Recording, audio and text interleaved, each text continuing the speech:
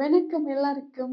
உங்களோட வீட்டு குட்டீஸ் அடிக்கடி ஸ்வீட்ஸ் கேட்டு உங்கள தொல்ல பண்றாங்களா? நீங்க அவங்களுக்கு கடையில இருந்து வாங்கி குடுக்க பயப்படுறீங்களா? அப்படின்னா, இன்னைக்கு என்னோட ரெசிபிய பார்த்து நீங்களும் கட்டாயம் வீட்ல ட்ரை பண்ணி கொள்ளுங்க.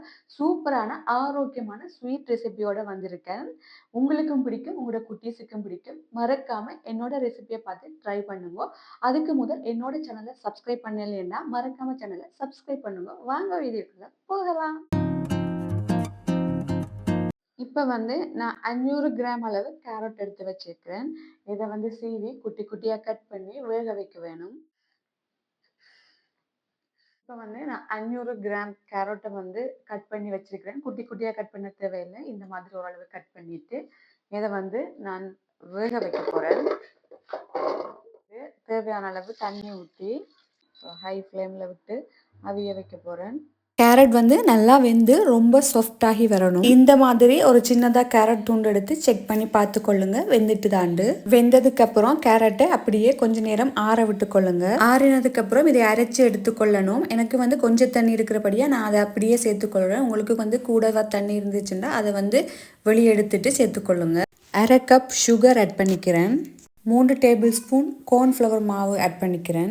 அரை டீஸ்பூன் ஃபுட் கலர் ஆட் பண்ணிக்கிறேன். ஃபுட் கலர் ஆப்ஷனல் தான், உங்களுக்கு பிடிக்காட்டி நீங்கள் ஆட் பண்ணிக்க தேவையில்லை. இதெல்லாத்தையும் மிக்சியில் சேர்த்து பேஸ்ட்டாக இந்த மாதிரி அரைச்சி எடுத்துக்கொள்ளணும். அப்புறமா இந்த பேஸ்ட்டை ஒரு பேனில் மாற்றிக்கணும்.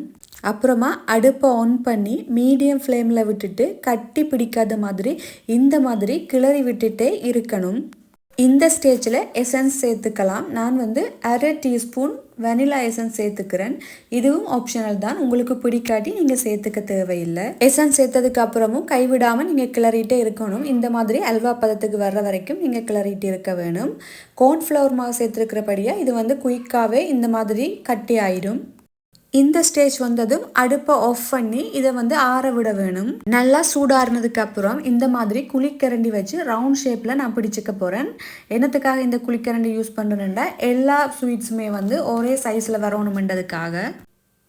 சம்டைம் உங்களோட கையில் ஒட்டுற மாதிரி இருந்துச்சுன்னு சொன்னால் நீங்கள் கையில் நெய் இல்லாட்டி ஆயில் தடவிக்கலாம். நான் தண்ணி போட்டிருக்கிறேன். கையில் தண்ணி போட்டுட்டு நீங்கள் இந்த மாதிரி பிடிச்சிக்கலாம்.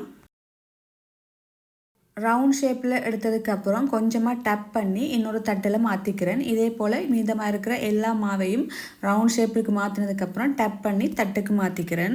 கேரட் பிடிக்காத குட்டீஸ் கூட நீங்கள் இந்த மாதிரி ஸ்வீட் பண்ணி கொடுத்தீங்களா ஆசையாக கேட்டு வேண்டி சாப்பிடுவாங்க. இந்த ஸ்வீட்ஸ் குட்டீஸுக்கு மட்டுமில்லை பெரியவங்களுக்கும் பிடிக்கும். எல்லா ஸ்வீட்ஸையும் இந்த ஷேப்புக்கு மாற்றினதுக்கு அப்புறம் டெசிகேட்டட் கோகனட் பவுடர் எடுத்திருக்கேன். இதுக்குள்ளே இந்த ஸ்வீட்ஸை நான் டிப் பண்ணி எடுக்க போகிறேன். இந்த மாதிரி நீங்கள் செய்து வச்சிருக்கிற எல்லா ஸ்வீட்ஸையும் இந்த கோகனட் பவுடருக்குள்ளே டிப் பண்ணி எடுத்துக்கொள்ளுங்க. எல்லா ஸ்வீட்ஸையும் டிப் பண்ணி எடுத்ததுக்கப்புறம் நான் ஒரு தட்டில் மாற்றி வச்சுருக்கிறேன். இதை சர்வ் பண்ணுறதுக்கு முதல் இதை டெக்கரேட் பண்ணுறதுக்காக நான் நட்ஸ் யூஸ் பண்ண போகிறேன். நீங்கள் என்ன நட்ஸ் வேணுமென்றாலும் யூஸ் பண்ணிக்கலாம். இன்றைக்கி எங்கிட்ட பாதாம் இருக்கிறபடியாக பாதாமை தான் இதுக்கு மேலே வைக்க போகிறேன்.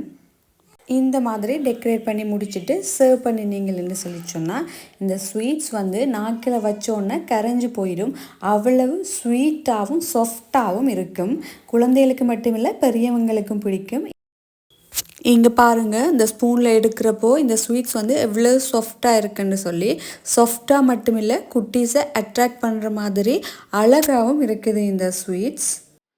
இவ்வளவுதாங்க. எவ்வளவு ஈஸியா சூப்பரா ரெடி ஆயிட்டு பார்த்தீங்களா?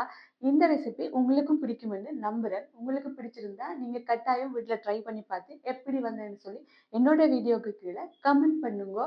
வீடியோ பிடிச்சிருந்தா லைக் பண்ணுங்க. உங்கள போல வீடியோ தேவைப்படுற யாருக்காவது என்னோட வீடியோவை ஷேர் பண்ணுங்க. இன்னொரு வீடியோல சந்திக்கலாம். Thank you. Bye bye.